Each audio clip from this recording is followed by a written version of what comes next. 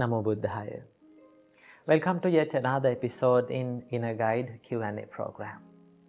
Today we are going to discuss about a question that has been mentioned in the comments. The question is how to remain peaceful and calm under stressful situations. Coming right up.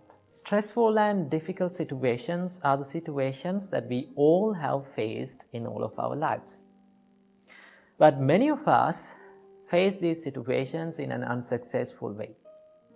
Under difficult circumstances, under stressful situations, we become depressed, sad, and anxious. So, how to remain calm and how to maintain your inner peace under these circumstances? So, first of all, we have to know and we have to learn and we have to observe what is the situation.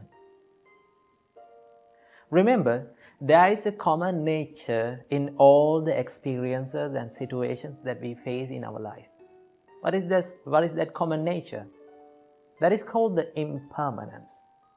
Whatever we encounter and whatever we experience in our life, soon after that has been experienced, it becomes impermanent. Isn't that right? Yes, it is. Now imagine someone is complaining to you about a mistake that you have done or maybe you haven't done, right? So he's yelling at you, right?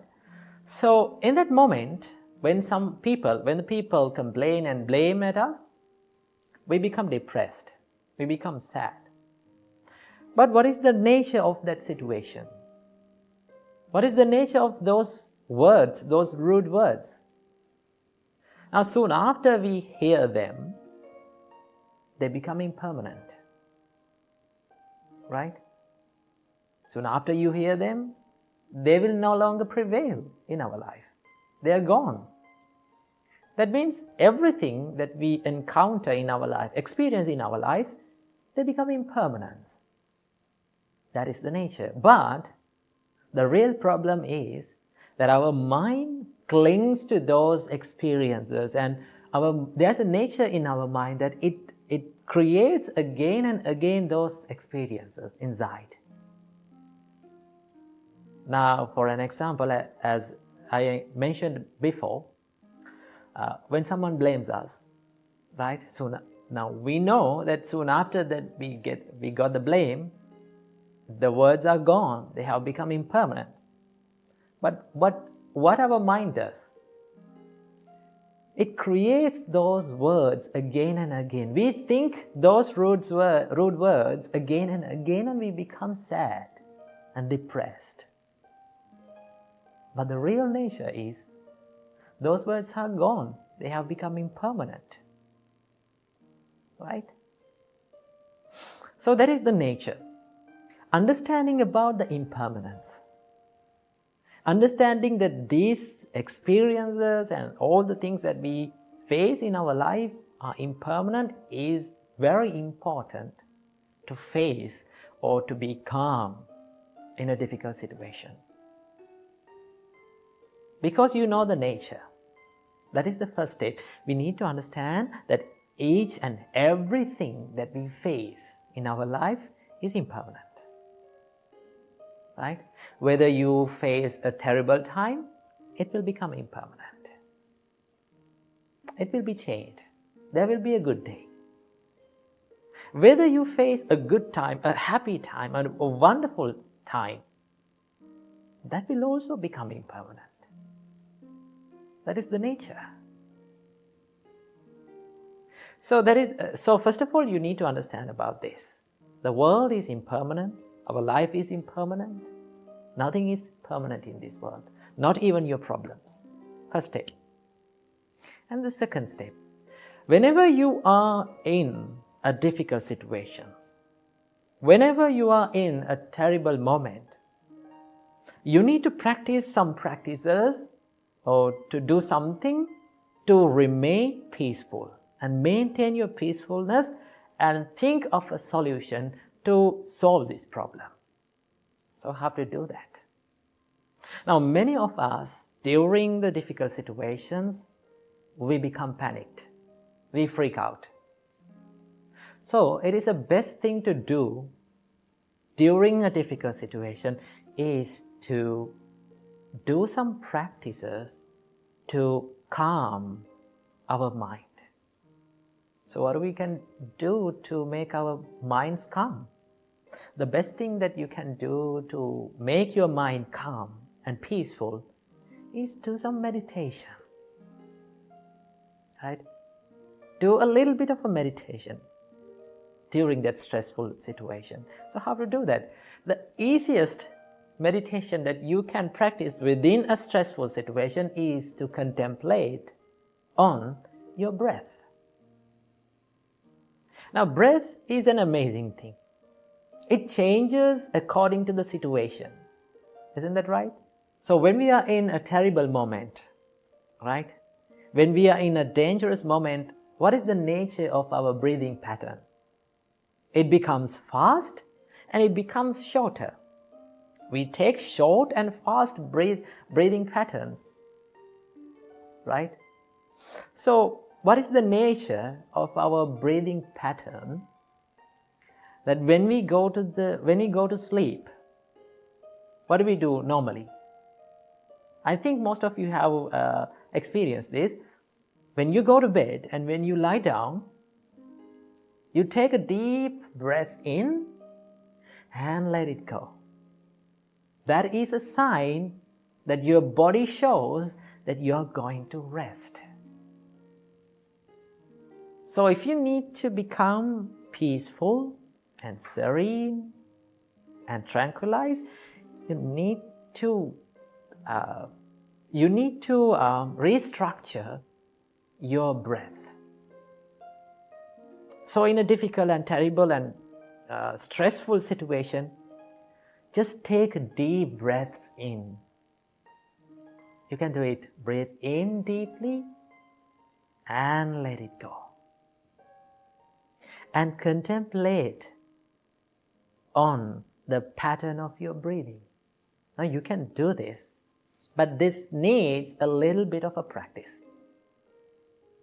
Right? You cannot do it without a practice. First of all, you need to practice this.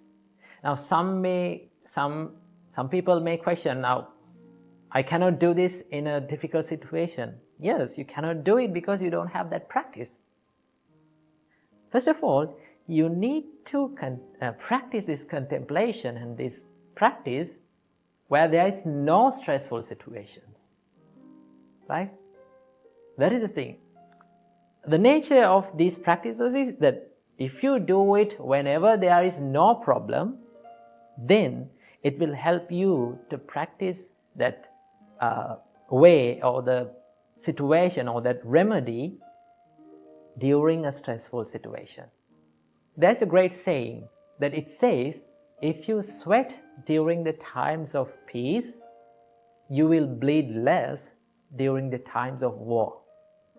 That means if you practice during the times of peaceful situations and where there is no stressful situations, it will help, that practice will help you to face the difficult situations. So, practice at least 5 minutes a day to contemplate on your breath. Right? You can feel the way that you are breathing. Right? It will help you to tranquilize your mind. Supreme Buddha said, Vitakku paccedaya anapana sati bhavetappa. If you need to stop the chattering mind, if you need to stop the thoughts that are popping up all the time that inside your mind, just practice the anapanasati, or which we call the breathing meditation. Just contemplate on the breathing meditation.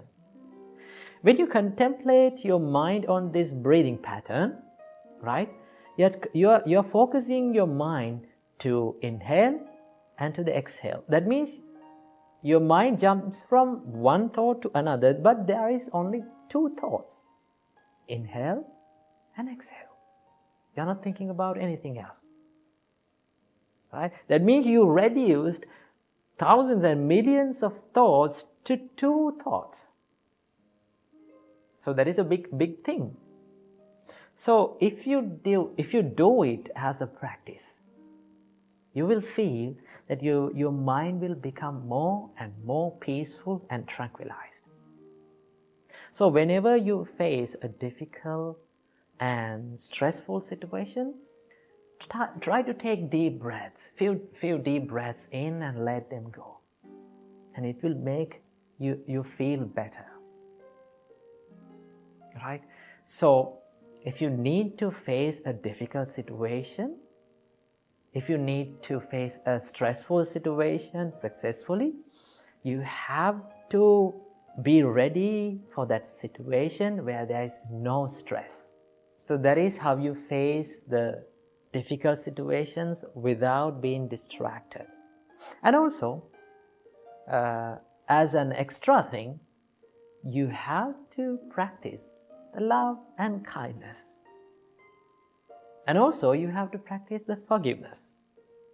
If you can practice these great qualities like compassion, love, and kindness, especially forgiveness, you can maintain your peacefulness. Because when you forgive people, as an example, when you forgive people, that means you are letting go of them, right? The more you forgive, the more you will feel the peacefulness within. But forgiveness does not mean that you are going to fall into the same trap again and again for them. You forgive for yourself, and you know that person, and you can stay away from them in a positive way, and you can still be kind to them. Because kindness and forgiveness starts within your heart, and it will help you always. So practice these practices in the times where there are no stress and disturbing situations. And one day, when you master them, one day you can maintain your peacefulness within yourself without being distracted. Question: do you know about the green-eyed monster? The green-eyed monster is nothing but the jealousy that arises within our hearts. So today, we're going to talk about how to deal with jealousy that arises within our minds. Jealousy is one of the most hardest experiences and emotions that we have to go through in our life. It is very hard to admit, and also it is very hard to remove from our hearts. So how can we deal with this jealousy? First of all, let's see why we feel jealousy. We often feel jealousy when we hear or when we see that someone is better than us. Someone is more capable than us. Someone is more smarter and genuine than us. Then we start to compare ourselves with that person, and we start to feel jealousy. So, what is the reason for this jealousness? When we explore the emotion of jealousy, we can find the selfishness or the self-centeredness is deeply rooted within this jealousness. That is why we feel jealousy all the time. So selfishness means that if someone is thinking only about that person, and if he is thinking that he is the greatest person of all, so chances are very high for that person to feel jealousy on people who are better than that person. So, how can we deal with this? And how can we stop this jealousness? There are a few things that you can do, right? The first thing that you should do is to admit that you are jealous of that person. In most of the time, when we feel jealous, we refuse to admit that we are jealous of that person. We hide our emotions and we make excuses for our own evil emotions. So what you have to do is be humble and admit that I am jealous of that person. Okay? Then only you can identify the real emotion and real state of your mind. So first thing that you have to do is to admit that you are jealousy of that person. Second thing that you have to do is to realize that we all are different from one to another. For an example, there are 4 elements in this world: the water element, the earth element, air element, and the fire element. These are the 4 elements that prevails in this world. So if I ask from you, which one is the best element out of these 4? What is the answer of yours? You may say that we cannot compare these 4 elements because these elements are unique from one to another. They serve differently to this world, so we cannot compare. We cannot say which one is the better one. Same goes with our human lives. We are different from one to another. There are no same and identical people in this world. Even the identical twins are different from emotions and feelings. So that is why we should not compare ourselves with others, right? We all are different. And also you have to realize there is a person always in this world who is better than you, right? You can be the best in the world sometimes, but remember, there will be always a person who has the potential to beat you. Instead of competing with others in the society, let's try to compete with ourselves, right? Let's try to battle with ourselves and let's try to improve ourselves and bring the better version of ourselves daily, right? So that is what we have to do. Your competition should not be with the people who are around you, but your competition should be with the person who is inside yourself, right? Try to bring the better version of yourself every single day. When you're competing with yourself, there's no competition with others in the society, and you will never feel jealous on them, right? And also there's a special practice that our great teacher, Supreme Buddha, taught us to do whenever you feel jealousy. What is that? It is one of the most coolest practices in Buddhism. It is called mudita. The Pali word is called mudita. Mudita means the appreciative joyfulness, or in another word, the sympathetic joyfulness. When you practice mudita, you will have the ability to wish the well-being of the people around you. Whether he or she is better than you or lower than you, you can have the ability to wish the well-being and the development and the success of the people, right? These are the thoughts of mudita. So how can we practice these thoughts of mudita? There are a few simple things that you can do, right? Try this out every single day. Whenever you get up from the bed in the morning, right? Just don't rush into distractions quickly. Just sit on the bed, close your eyes, and wish the well-being and the development and the success of all the beings in this world equally, right?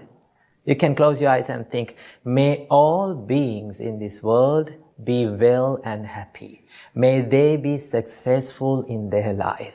May they be developed with the successness. When you think and when you mean these emotions from your heart, you can develop the mudita within you. And when you're going to the society and when you see the people who are better than you, who are more capable than you, then automatically the thoughts of mudita will come to you and it will take control of your emotions, right? So never let that green-eyed monster or the jealousy to take control over your mind. Instead of that, let's practice the mudita and let's wish the well-being of the people, right? So be a big fan of watching people and being happy by seeing they are growing up in their life and by seeing they are becoming successful in their life. Because at the end of our life, we all have to leave this world and we take nothing from this world, right? So that is why we need to collect more good deeds and we need to practice more good emotions within our hearts, okay? So never be jealous at people because there's nothing good that we can gain by mere being jealous on other people, right? So practice mudita, appreciate and be happy by seeing the people growing up in their life. When you become happy by seeing the success of others, you can be happy about yourself also. Welcome to today's video. Today, this special video is entirely dedicated to those who are studying. Now, one of the most frequent questions that I get asked in the comment section is, Bhante, I'm studying and my mind is distracting all the time, and how to focus on studying?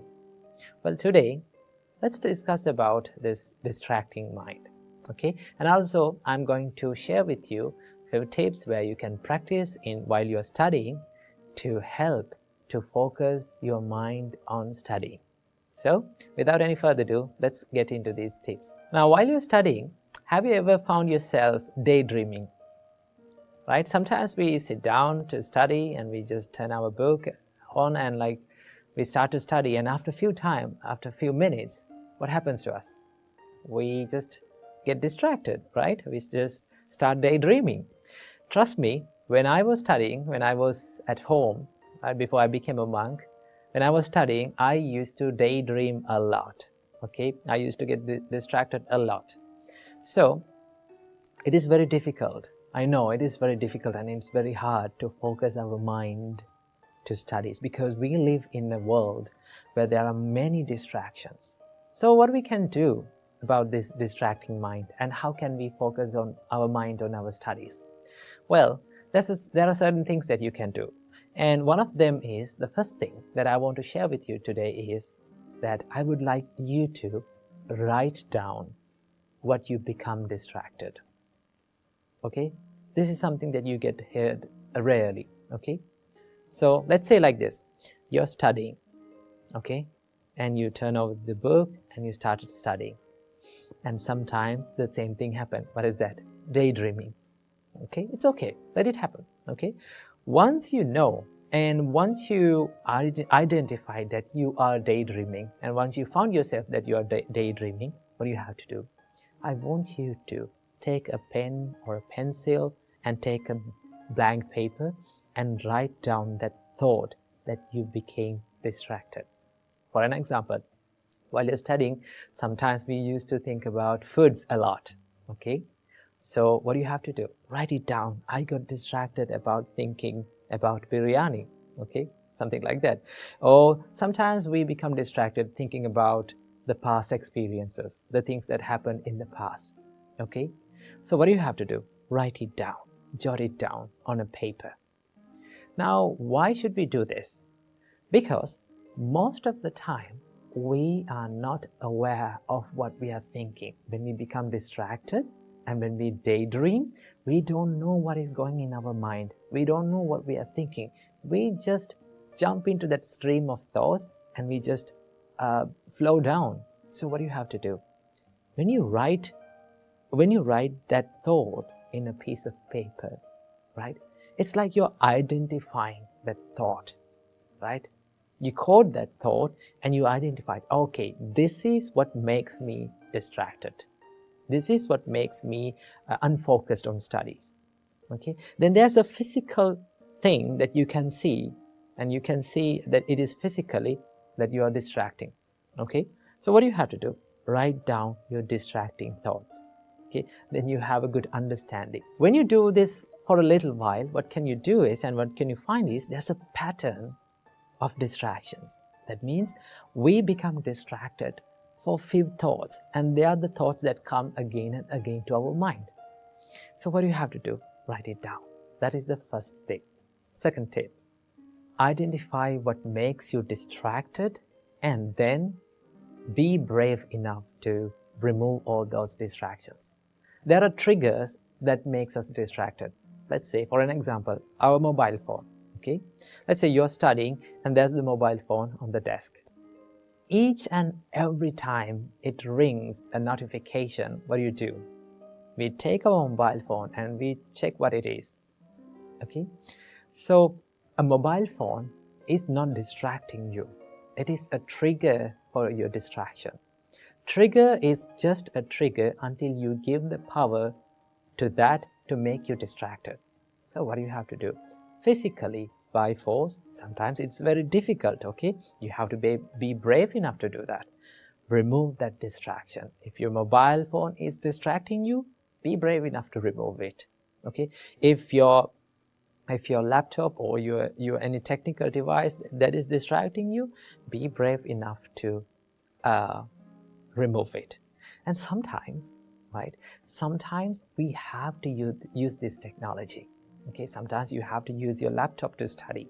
So what do you have to do? While you're doing it, be much more disciplined and much more aware of what you're thinking and what you're doing inside it. Okay? Use it only for what you want. Okay? While studying. I'm not saying that other times you can use it in whatever way you want, but use it only for what you want while studying. So the second tip is to be brave enough to remove the distractions. Okay? If something is distracting you, you have to remove it. Tip number 3, do not study for long hours continuously. I can still remember when I was studying and when I was at home, I can still remember I used to make these schedules and timetables to study for 2 or 3 hours continuously. It is not productive. So what you can do? You can study for short time intervals. Maybe let's say 25 minutes. Okay? You can use 25 minutes to study. Okay? And then take a little bit of a break. And then again study.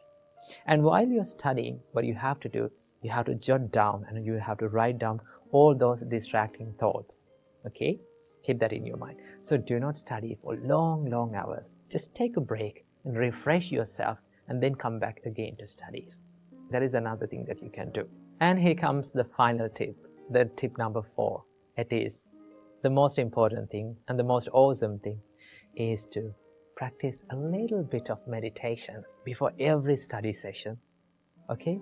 Before every study session, let's say you studied for 25 minutes and you took an interval, then you came back to study. Now, while you are taking that break, sometimes you do certain things to make your mind busy even more. So what we have to do? We have to just settle down and make our mind to focus. To do that, you can use a little bit of meditation before every study session. Just sit down on your chair and just close your eyes. And the easiest thing that you can do is to watch this flow of breath, in breath and out breath. When you practice this calming meditations like breathing meditation, that is one of the easiest meditations that you can do. When you focus your mind on this in breath and out breath, it helps you to become calm and settle down. Then your mind will get ready to study. Okay? So these are the few things and few easy things that you can do and practice while studying. Okay? So use these things and use these tips to study and make your studies a more productive one. Welcome to yet another episode in Inner Guide Q&A program. Now it's been a long time that we haven't done a Q&A session. So today we are going to answer one of your questions. Someone has mentioned in the comments that it said that what to do when the life is becoming unfair and what to do when life is not going in my way. Well, we are going to talk about this today. First of all, remember the nature of our life. What is the nature of our life? Life is a little bit unfair. That is the real nature. But the problem is we expect that everything in our life to be perfect and to be fair. That is the problem.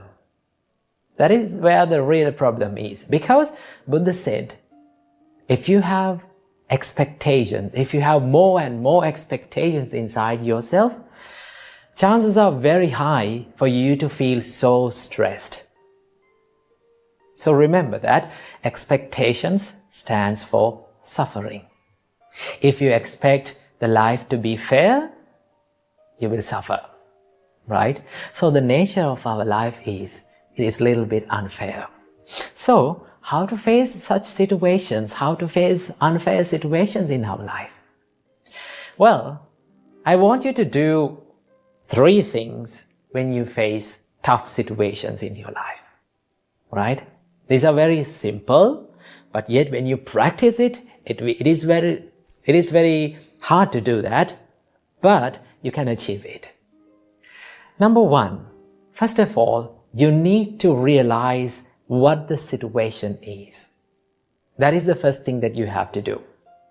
If you're going through a hard time, right, you need to analyze about that and see what the problem is. Well, there are 2 types of situations in our life. What is that? First type of situation is the situations which are in our control. Experiences which can be changed by ourselves, right? And the second type of situation is the situations which are out of our control. We cannot do many things about that situation, right? So these are the 2 types of situations that we go through in our life. So first of all, you need to analyze and you need to see what the problem is, whether it is in my control or out of my control.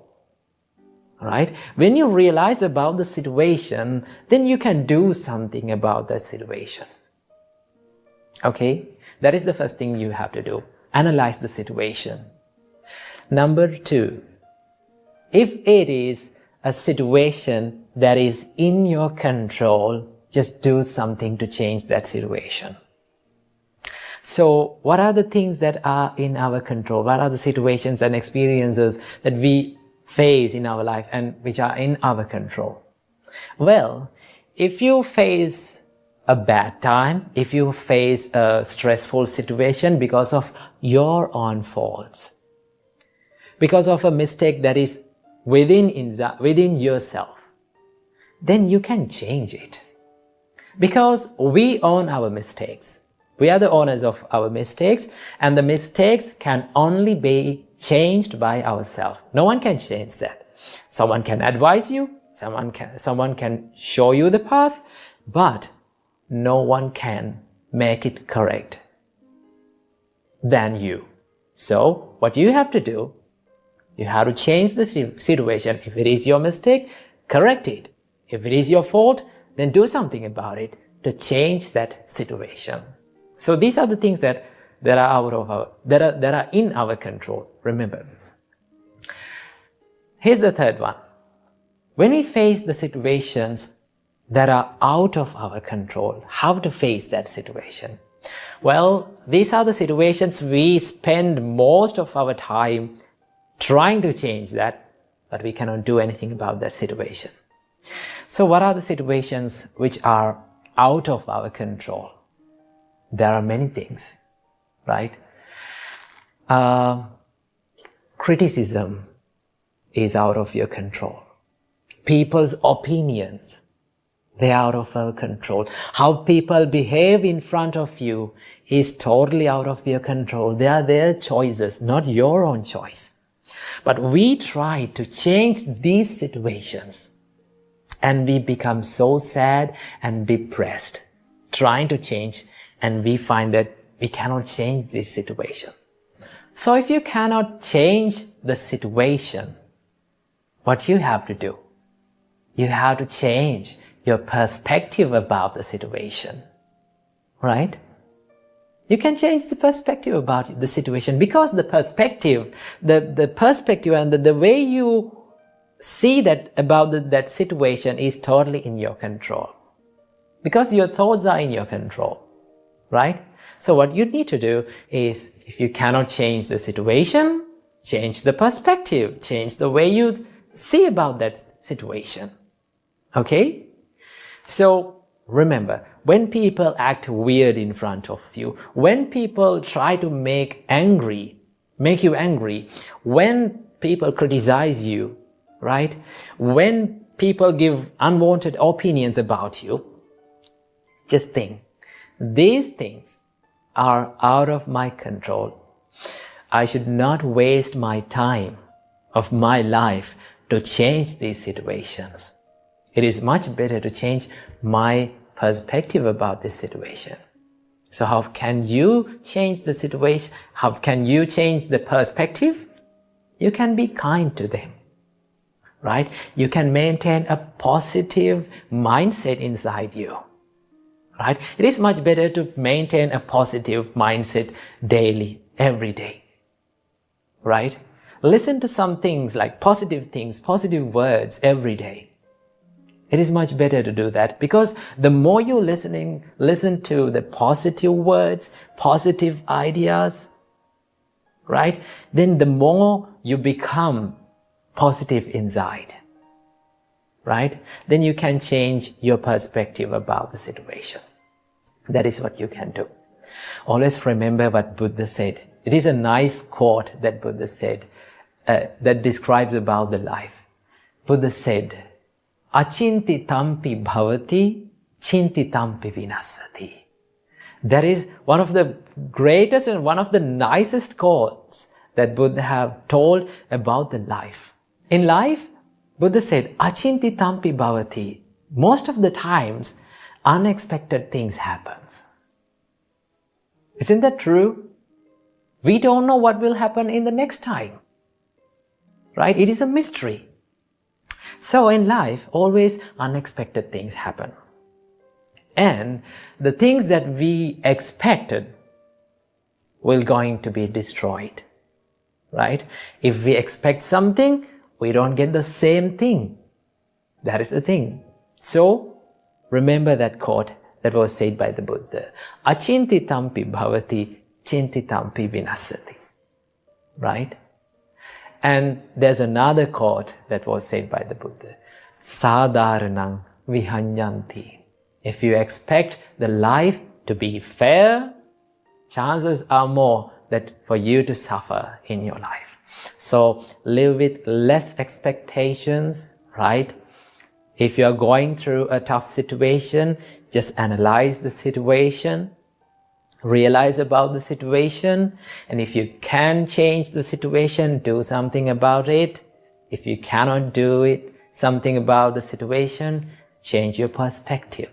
That is what you can do when the life is not going in your way. So make your life a peaceful one with the teaching. Have you ever wondered why some people are so good and so clever in what they're doing? Maybe there are some people who are studying with you, maybe some people who are in your workspace. There are some people who are very clever and very capable of doing in their profession. Okay, they are very successful in it. What is the reason behind this? What is the reason behind this success? Well, if we can define success in one word, the only word that we can find is consistency. This quality is very important for all of our lives.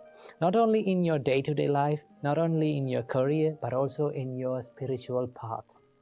Okay? If someone is practicing spiritual path, consistency is the key for success.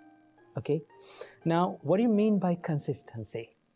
Consistency means doing something every single day or without stopping for a long period of time until you get better at it.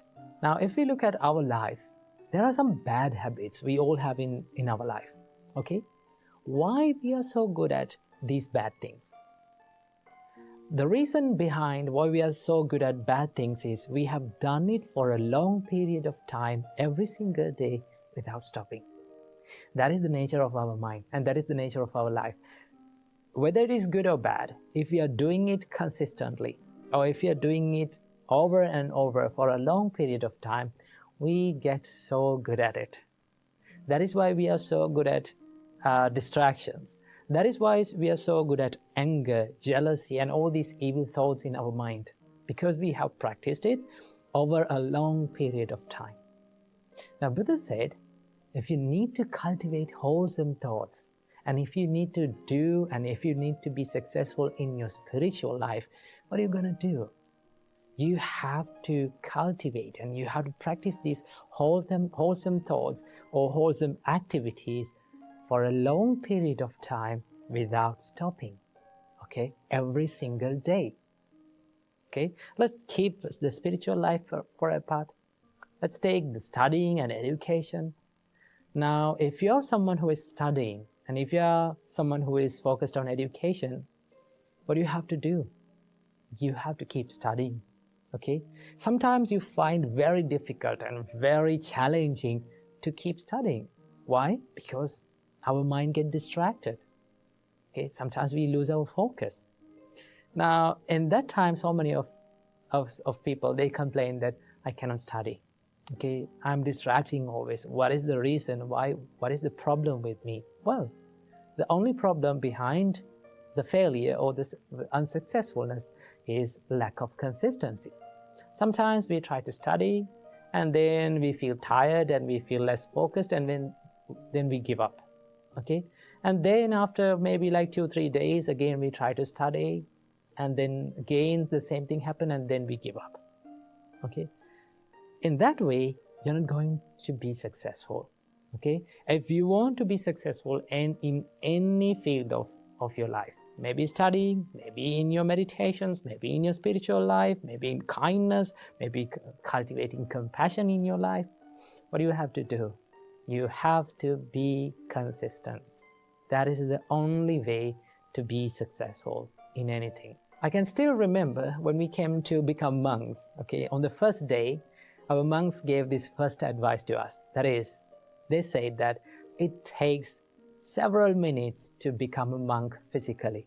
Okay, it takes a few minutes to make your body a monk, but it takes years and years, maybe lifetime, to be a monk from your mind. You will fail, you will be unsuccessful in some parts in your life, but you have to keep going. Do not ever quit. That is the first advice that we were given. So, to be good at anything, to be successful, to be happy, to be successful in your spiritual life, to practice meditations, to be good at that, what are you going to do? Keep doing it every single day. That is the thing. But there's a problem. The real problem or the real enemy for the consistency is the higher expectations. We set a lot of high expectations in our life, and when we are not able to get it, we give up. That is the only thing. Now, so many people come to me and complain that I cannot meditate for 1 hour. What is the problem with me? I cannot focus for 1 hour. Well, in the beginning, no one can do that. Okay, there may be some few lucky people in this world. Okay, they can concentrate instantly. But if you want to be good at in your meditations, in your focusing and your concentration power, what do you want to do? Keep doing it. Okay, do not set high expectations. Right? Aim for the little achievements. Maybe like you can focus and you can think like before you are starting meditation, you can think, well, if my mind became concentrated or well focused only for 1 minute, that's okay. I'm happy with that 1 minute. Okay? When you focus on that, you can easily achieve it. You can do that. When you achieve it, you feel a sense of happiness in your life. You feel like you achieved that target. So in the next day, when you meditate, maybe you can focus your mind or you can concentrate your mind for 2 minutes. Okay?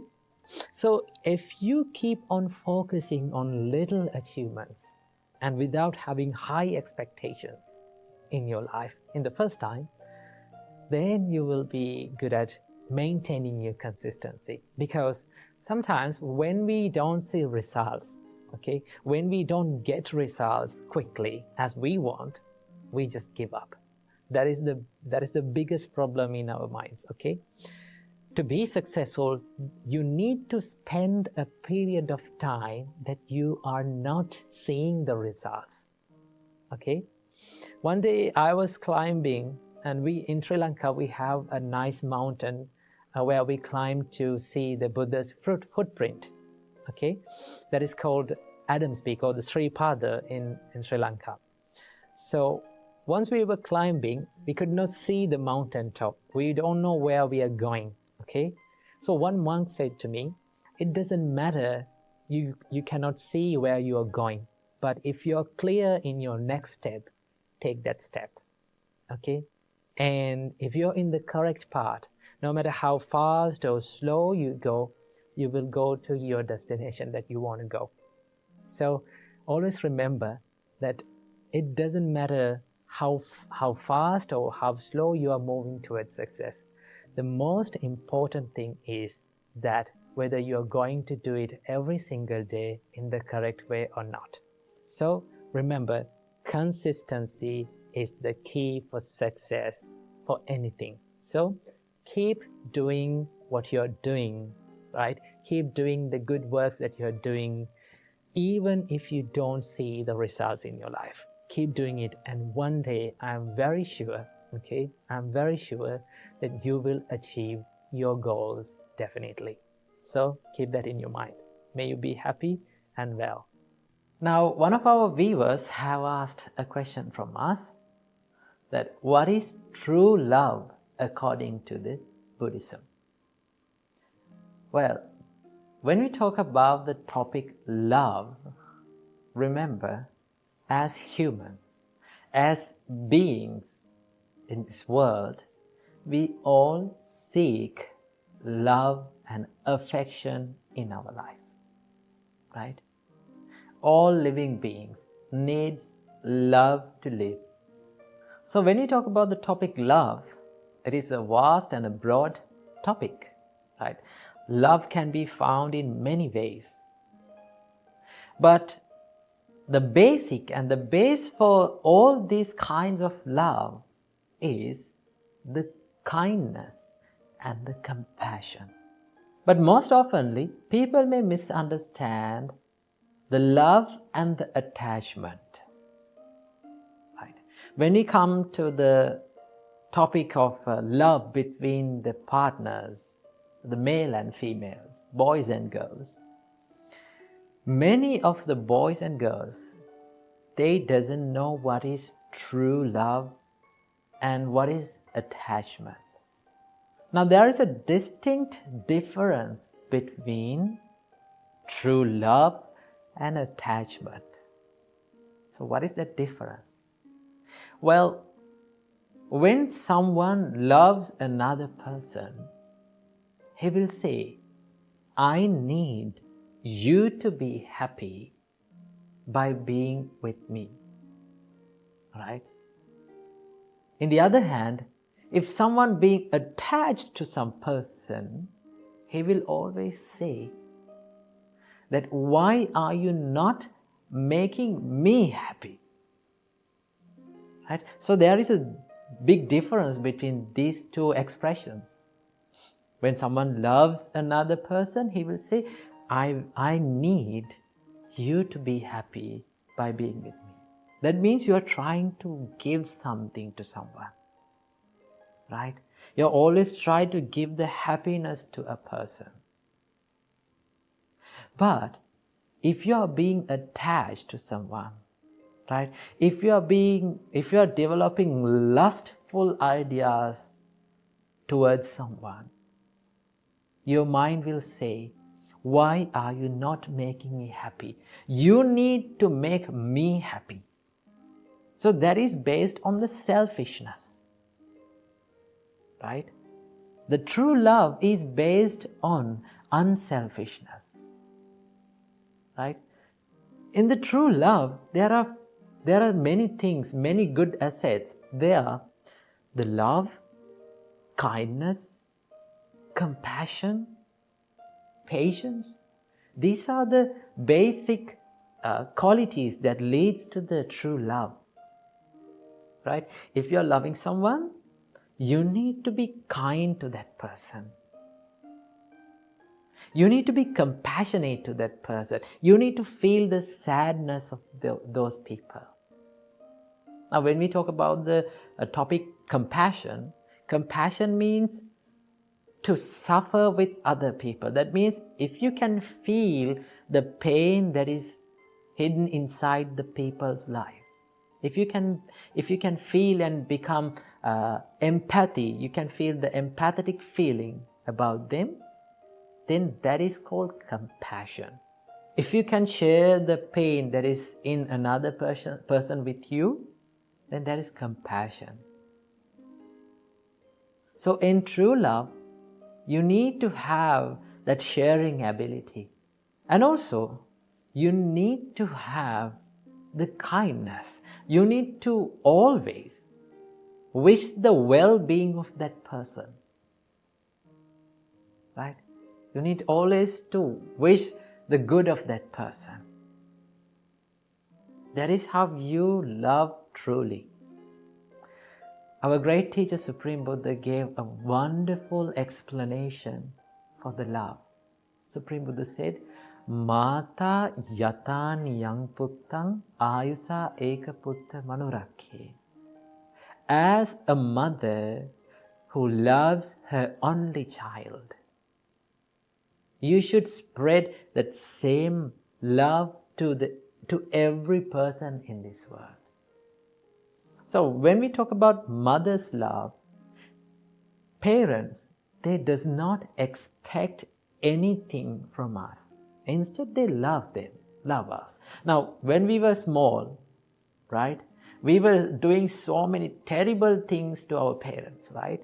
Have you seen that the babies do so many terrible things to their parents, right? They drag from their hair, they pinch them, they cry, they yell, but yet the parents still love their children. So when someone is truly loving someone, it's like they're holding them firmly and they're nurturing them, right? But if you are attached to a person, you always expect the things from others, right? You always expect the things that fulfill your desires, right? When someone is attached and when someone is being lustful for someone, that means he's always expecting to fulfill every fulfillment and desire from that person. You're not trying to give something, always you are trying to get something from that person, right? It's like you're holding on to something tightly, right? Suppose you are drawing a cow or a bull. You are holding that cow or a bull from a rope. So when that animal tries to escape, what you are doing is you are holding it tightly, right? The more you hold it tightly, you are the one who is getting hurt, right? You are the one who is getting hurt. If you can let go, what will happen? You are not getting hurt anymore. So when you are being attached to a person, you will always get hurt. And you will never fulfill your desires, because desires and sensual desires, they never get fulfilled. We cannot make ourselves satisfied from those things. Okay? So that is what you call the attachment. In attachment, you hold on to things tightly. There is a great quote that describes about love. If you like a flower, right? If you like a flower, you will pluck that flower. But if you love a flower, you will water the plant, that flower plant. So if you love someone, what you have to do, you have to say that I need you to be happy with me, right? I always wish the happiness of your life. If that happiness includes me, that is better. But if it is not, in that case also, I need you to be happy. That is how you love truly. And that is the difference between the true love and the attachment, right? In true love, you don't expect anything from the person, but still you try to give the happiness to them. In attachment, you always expect the things from people and still you will never be satisfied from them. So choose to love the people correctly. If you choose to love people correctly, then you will be a peaceful person throughout your life. From today's video, let's discuss about the problem of feeling worthless, right? Sometimes no matter how good we are, sometimes how good other people to us are, we feel worthless about ourselves, right? We feel that we don't have any value, right? My life, there is no value in my life. Why am I living? Have you ever felt like this? Now, this has been a big problem for me before becoming a monk, right? Before becoming a monk, we have to undergo a training period of like 1.5 years, right? I will tell you about my story. So I was staying in this monastery, and I had to learn how to become a monk, and we were practicing and everything. But since even though everything is good, everything around me is good, right? Everyone around me is good, and also even though I am doing good, that still I feel like, why am I living in this life, right? My life, there is no value in my life. Everything that I do, I fail. Sometimes I fail in my life. But when you fail like that, you think like, oh, I'm a failure, right? I don't have any value in my life. And that is not the reality, right? That when it comes to reality, that is not true. But still, mind is very good at distorting the reality and creating these scenarios in our mind to say to our life that you're worthless, right? You have no value. There is no value in your life, right? You're not good enough. So how can we deal with this? So I will tell you how I got the help from the spiritual companions and the monks and my teacher.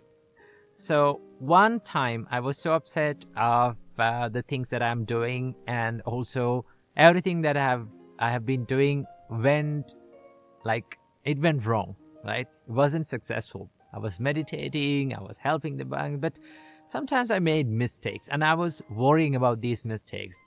No one complained about me. No one said nothing bad about me, but still my heart says to me that you're not good enough. You're a failure, right? So I was so upset. And now when you're in upset mindset, what is the first thing that comes out of you? It's your facial expressions, right? Someone can say your face is a reflection of your mind state. Okay, so I was upset, and one of the monks who was residing in that monastery noticed me that I'm upset. So he came up to me and said, like, tell me, what's bothering you? Is there anything that is bothering in your mind? You can say it to me. Let's discuss. So the first reaction, as usual, when someone asks from us, how are you, or is there any problem in you? What we say is that, okay, I'm fine, right? There's no problem. But he understood my mental state and told me, tell me the truth. I'm here to help you. We can discuss so that we can sort out the problem. So I told this condition of my mind, mental state of my mind, that I am feeling worthless. I'm feeling that I'm a failure.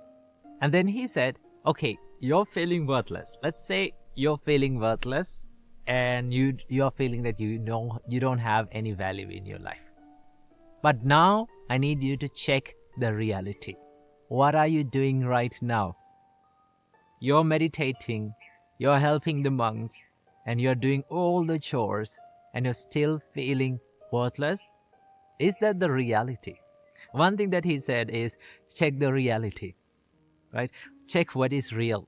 Because mind is pretty good at creating all the worst case scenarios and all the pessimistic thoughts in our mind. Because it's a thought pattern, right? One thing that our mind has is it has the habit of creating the thought patterns, right? Once we start to feed our mind with a certain thought patterns, it has this looping effect of creating this thought pattern again and again and again. The more we think it, the more it comes back to our mind. So he said that check the reality and understand that your life is not worthless, right? Your life, there are many things that you can be happy about, right? That's the reality. As humans, there is nothing that we can feel like my life is worthless, right? Because there are so many things that we can be happy about. Like being a human itself is something that we can be happy about, right? We got the chance to be a human and practice these good qualities, live as a good human itself is something that we can be happy about. And be happy about that you have air to breathe, right? You have people around you that smiles at you.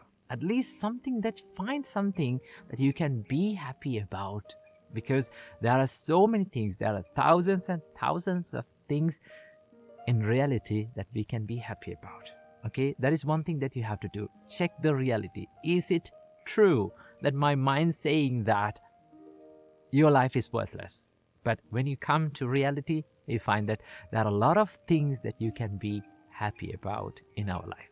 Okay, and there's another thing that you can do, and that is keep a gratitude journal, right? Write few things that you have to be like you can be happy about in your life, right? You can be happy about so many things if you think about it. So find something and write about it. And also another thing that you have to do whenever you get these kind of thought patterns is to try to give more, right? Try to help more to other people, right? Whenever you do that, you feel the value of the things that you do, right? The positive energy that you create towards other people, right? And whenever you give, whenever you help others, you see the smile of their faces. You see that people are thanking you, and you think that, oh, this is what the true value of my life, right? My life is not worthless. My life is valuable, that I can create many positive things around me in my life, so that it's not true that my mind's saying that I'm worthless, right? When you realize that, you come to this state and come to that understanding that how valuable this human life is, right? How many positive things that you can do in this life, right? When you do that, that state of mind will go away. So things that we have to do is check the reality and understand, ask from yourself that is that true, that truly that my life is worthless or not, right? And also be generous, help other people, and be happy and understand that your life is truly valuable. So keep this little advice in your mind and be happy.